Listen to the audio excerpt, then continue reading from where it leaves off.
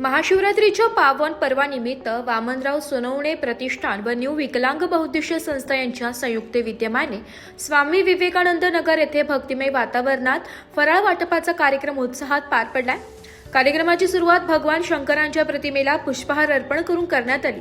यावेळी बाळासाहेब घुगे यांनी शिवशंभू यांच्या प्रतिमेला पुष्पहार अर्पण केला, तर नगरसेविका सुमनताई सोनवणे यांच्या हस्ते आरती करण्यात आली। परिसरात शिवशंभू हर हर महादेवच्या घोषणांनी वातावरण दुमदुम केले। यानंतर उपस्थित भाविकांना खिचडी, केळी आणि राजगिरा लाडू यांचं वाटप करण्यात आलंय।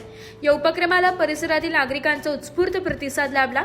कार्यक्रमात ज्येष्ठ नागरिक सुधाकर जावळे, रवींद्र करंजे, मधुकर फटोळ, विलास पाटील, भालचंद्र कुंभकर्ण, साहेबराव कांगणे, मोरे तसेच परिसरातील अनेक नागरिक मोठ्या संख्येने उपस्थित होते। कार्यक्रमाचे आयोजन बाळासाहेब सांगळे यांनी केले होते। शेवटी बाळासाहेब घुगे यांनी उपस्थितांचे आभार मानले। महाशिवरात्री निमित्त राबविण्यात आलेल्या या सामाजिक उपक्रमामुळे भक्तिभावासोबतच समाजसेवेचाही सुंदर संगम पाहायला मिळालाय। ब्युरो रिपोर्ट, नाशिक लोकशाही न्यूज, नाशिक।